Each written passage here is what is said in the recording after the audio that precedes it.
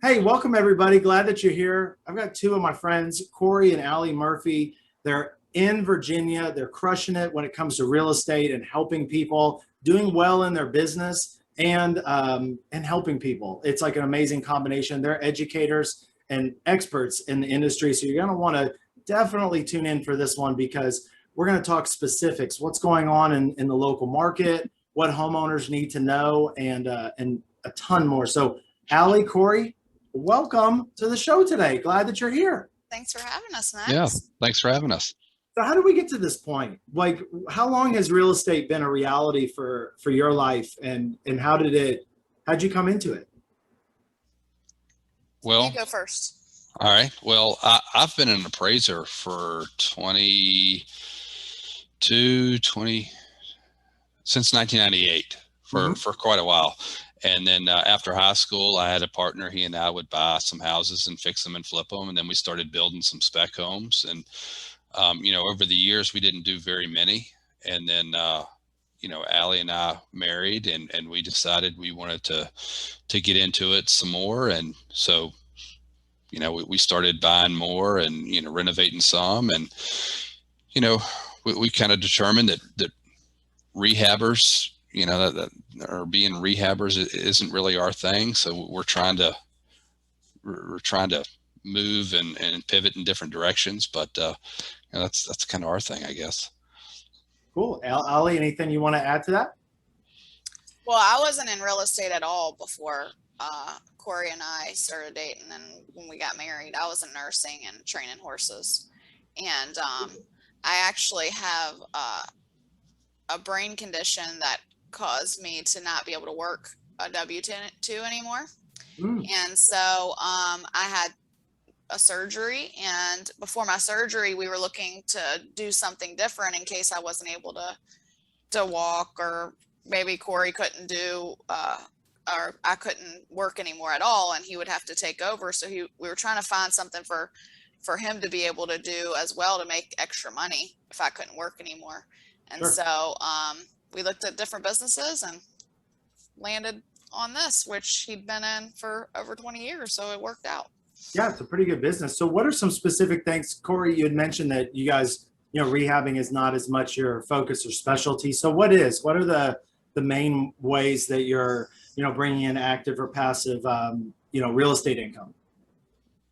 Well, we've got a few rentals, and then we've started to buy houses. Or Alie really handles most of the buying and selling, but she's been doing really well at buying houses and then selling them on terms. And that's been really beneficial for us. And then we're also getting into the Airbnb space a little bit. So let's talk about that because that's been a trend that's been going on a lot more recently with buying on terms and selling. So we're talking about seller finance and what's the kind of the mechanics of those type of deals? What made you sort of gravitate towards doing those type of deals? So we wanted a little bit more freedom, Hmm. and we work a lot, especially Cory. I mean, we're in the office at least 12 hours a day, Hmm. and we don't have our weekends either. So anyways, we wanted a little bit more freedom. And so we were trying to figure out if we wanted to get into rentals or more rentals, or what we wanted to do. And so we did a lot of research on owner finance. And so there's no, we don't have to do any maintenance on those properties. When Hmm. we close, that's their house, and we Right. just get the payment every month. So, and I have a little bit of a background with this too, but people who are listening, they may not know this yet.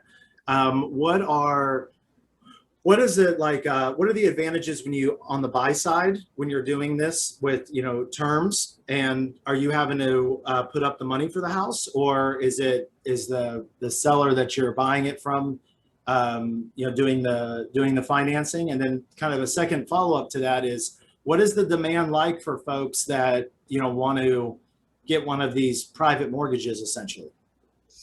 Okay, so we buy most of our properties sub two. Okay. So we take over the mortgage, and sometimes it depends on the situation, but sometimes we'll put money down for them, or sometimes it doesn't work out like that to be able to. But Right. and then your second question, say that your second question again. The demand, so the disposition side. So we've taken the Yes. property down, but just having a house to pay for that we're not going to live in obviously won't work. We have to make money. So how do you turn that into cash flow? What I was wondering what the demand was in your area for this product, which is you're essentially providing a private mortgage to folks. What's the demand like? What are people who are coming to you?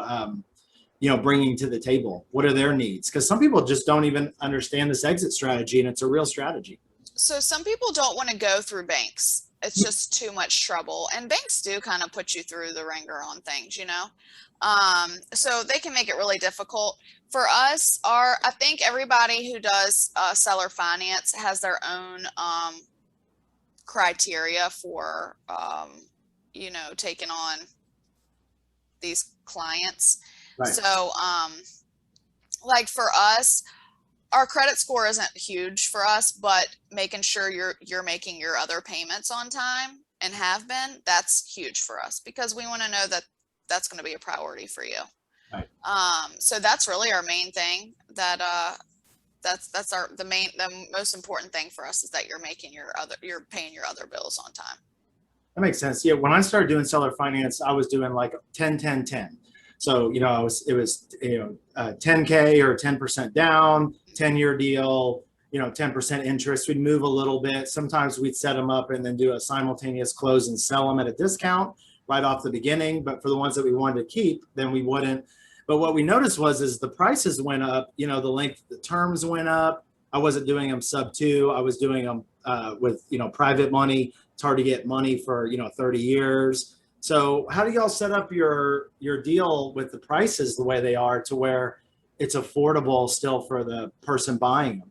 So we start at 10% interest. We do a 30-year note over 100,000. If it's under 100,000, we do a 10 to 15-year note. Okay. So we also require, if it's under 100,000, it's $10,000 minimum. So if it's under 100,000, it's 10,000. Over 100,000, it's 10% down minimum. If they have a lot more cash that they bring to the table, we'll negotiate the interest rate. Okay, that makes sense. So tell me about the type of person that's willing to do a sub 2. Right now we're in a seller's market. It's perceived in most areas that, you can sell your house and not take an extreme amount of time. Why does somebody choose to go sub 2 when they sell to you? They just want out of that house. Mm-hmm. I haven't found a particular type of person that does sub 2. I wish I could say, like, go after, target this person right here because they want to get rid of their mortgage or they want to give it to you. But there's no specific type of person for that. All types of people want all types of different kinds of help. And we have not say perfected, but gotten really good at doing the sub 2s and being able to help the people that need help with their mortgages. So like pre-foreclosures is another one, but you know what? Sometimes they're really hard to buy from, because they want to save their house up until the very, day of auction, and we can't help the day of auction, So anyway, so we used to go out after the pre-foreclosures, and try to help those people, but they're very hard to help. It's a really sad situation. That's a very good point. Yeah, for me, it was about for everybody that I tried to negotiate, buy the house on terms or do a sub 2, it was like 1 out of 10. And so it wasn't like everybody, but they're out there, and sometimes I could pay more. Or do you feel like you're able to offer them more when you go sub 2 for the property than, because a lot of people right now are struggling. The iBuyers are coming up. They're making these really crazy offers. And Cory, I want to talk about that because you're an appraiser with so much experience, which is super rare. So when it talks about values, you know exactly what's going on. The values are high. The number of people that are willing to pay a lot is high. Does this strategy allow you to pay more and compete a little bit better in the market? It does to an extent. I mean, you still have to be smart about your numbers. I mean, there's always the chance that a note could be called. Yeah. So, you have to be in an equity position, or, we want to position ourselves in a good enough equity position. So if something does get called, we're able to refinance out of it, or, maybe we have to sell it. But, to your point, we are able to pay a little bit more than some others, just doing something creative. And then if we've got a property that where we can do some kind of short-term rental, the margins, the income margins on those are so good right now that we are able to pay a little bit more on those as well, because we have, the upside is so much better. We can pay that loan down quicker, and if something happens, we're putting equity, we're making equity on those. So, And we're talking Airbnb, right? right. So I've noticed an explosion. I'm in Texas. Y'all are in, I don't know if we said it, Virginia, right? Mm-hmm. And so we've noticed just an explosion. We go down to College Station, big college, A&M University, big college town. And our friends live down there. And we go stay in an Airbnb. It used to be like a bargain. Like, 3-4 years ago, we were just getting like crazy deals. And now, especially after the pandemic, it's like $1 billion. We're back in hotels getting 2 rooms with, all the fam. So have you noticed the same thing in your market for that? Because it was really hot for a while and everybody was an Airbnb expert. And then the seems like maybe a little bit of the wind got out of the sails when nobody was renting for 2 months in 2020. What have you noticed and what do you expect in the future? Well, we were looking at one yesterday in a little small town, a couple hours from here, but some of them were renting for $100 a night, and then there were others renting for $600 or $800 a night, and it's just ridiculous at some of them. But there's not a lot of competition in those areas, no hotels, so if you can get it, that's great. But that's kind of starting to be our focus of where we can buy these, and even arbitrage in some of them, so that we can. We don't have the full expense of owning a property. Right. But also with owning the ones that we do own, or that we're looking to purchase, it's really important for us to know that we can rent it if Airbnb just doesn't work out anymore, because fads come and go, and I do feel like Airbnb is a little bit of a fad. Yeah. So a big thing for us is to be able to either own a seller finance it or rent it, pretty quickly if it's not, Airbnb isn't paying the bills. Y'all are positioned well, because it's all when the stuff hits the fan, it's all about multiple exit strategies. And if you're buying into an Airbnb and the only way it works is with ridiculous Airbnb numbers, you're really in trouble. But with y'all having the creative side as an exit, you're buying right. Maybe you can pay 82, 84 cents on the dollar all in instead of, 75 if it was just a cash offer. So it's not stupid money, but it's a little bit more. You got your equity and then 3 exit strategies, and it still rents. I don't know a lot of people who can say if not one person did their Airbnb, that they could switch over to rental and even break even or cash flow. So congrats to y'all to be able to do that. What specific market are you in, or general area of Virginia? Because I said Virginia, but it's a big area. What is like sort of the geo metro? We're in we're located in a semi-rural market in between Richmond and Williamsburg. But to be honest with you, we really don't do much in Richmond. We're starting to move to the outer areas. There's so much competition in the cities. So, we're finding in the more semi-rural markets, we're able to buy properties at good deals, and, they still cash flow. There's a big demand for being in those markets. So it's just where we want to be. I mean, it's where we live. It's where we want to be. And it works well for us. Yeah, it's a huge advantage. I've had a couple investor friends move from, the big metro markets to the tertiary, more secondary markets, not rural, like, 400 people in the whole city. But, I was reading a McKinsey consulting report, and it was breaking down the major metro areas. And then it was breaking down like some of the, bigger cities, and Richmond would be on that list. But then there's like growth centers, but then there were some other categories I hadn't heard of before. And one of them was, I don't remember the exact name, but it was something where their base is around a college or something like that. There's silver cities where you know, the focus is on the retirement and more like almost like the travel industry, you know, like people who they live in a metro area, what's within 90 minutes, so they can get out of the metro area and go spend the weekend in your Airbnb, and they'll pay you $350 a night all day to stay in a nice place with a little bit of land. And, you know, if you're in the hustle and bustle. So is that kind of the opportunity we're talking about here? Yeah.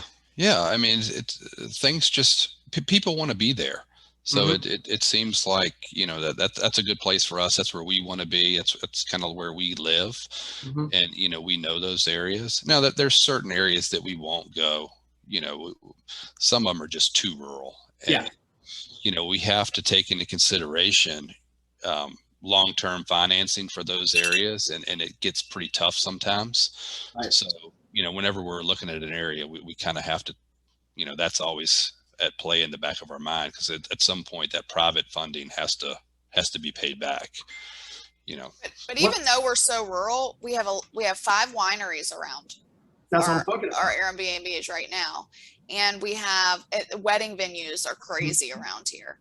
So that's, I think, the main draw, you know. And another thing to keep in mind is, you know, there is wedding season and there's winery season, and they're about the same seasons. So, you know, in the wintertime, things are going to slow down, and you got to be able to know that it's still going to cash flow, or how to make it work and pay the bills while people aren't wanting to rent as much. Very smart. Well, Cory, as you know, we've got a few minutes left. I want to make sure I get to this question. So you have a unique experience, having gone through a little bit of a reset in the 0102 and seeing that, you know, and then obviously seeing it again in 08, and then, you know, craziness of what we're experiencing now. What do you, and I don't ever want to do podcasts where people are predicting the future, because it's very hard, but there's trends, there's cycles, there's things that we've seen. We can be within a range, and you're out appraising homes and been appraising. I mean, you probably appraised 10,000, 100,000 homes in your career. You understand value. What's going on with, why is the house is so expensive right now? What is the reason, and what do you see the future looking like? Well, I mean, right now money is cheap. You know, institutional money is so cheap, and there's a scarcity mindset in the market to where, you know, there's a housing shortage, and, you know, people say that, you know, this is the house, this is all that's available, I've got to have it. So they're throwing money at it, and it's driving prices up, and you know, inventory is low. It's kind of tough right now. But in our market specifically, you know, we're starting to see signs of things cooling off. New construction's really slacked off quite a bit. Really? You know, we're starting to see more and more homes, more and more inventory on the market. It's not to the point where it needs to be, but, you know, we are seeing homes sit on the market longer. You know, people are getting fewer offers. New construction has really slowed down quite a bit, just because the material costs have gotten so out of hand. So, I mean, it's just kind of a snowball effect right now. But, you know, with how fast things are starting to cool off, I certainly don't think, you know, any type of correction is going to be like it was back in 07, 08. But, you know, I mean, things have been so good for so long, and, you know, there's so many variables, you know, with COVID and the eviction moratoriums, and, you know, the mortgage foreclosure moratoriums. You know, when all that stuff starts to come to a head, you know, something's got to happen. And you know, who knows what it's going to be, or how long it's going to take, or how, you know, how much of a dip it's going to be. But, you know, we're kind of bracing for it. So I want to, for the remaining moments that we have, I want to talk a little bit about marketing, because y'all are doing some cool stuff with your marketing.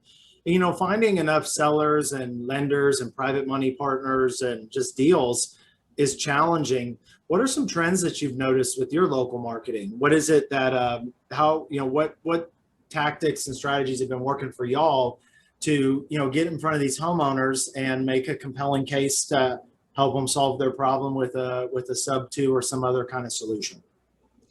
So Cory, he's on the road a lot because he does go, does appraisals, but he pulls a lot of driving for dollars.